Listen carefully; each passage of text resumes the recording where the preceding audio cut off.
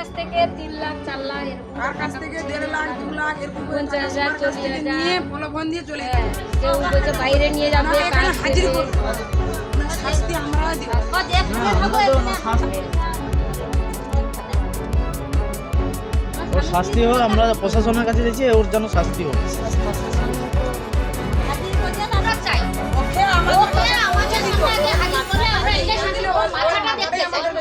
ও স্বামী স্ত্রী দুটো একটা মানে জুয়া চিটিং বা মানুষগুলোকে এমন ভাবে কষ্ট করেছে, প্রত্যেকটা মানুষের হাত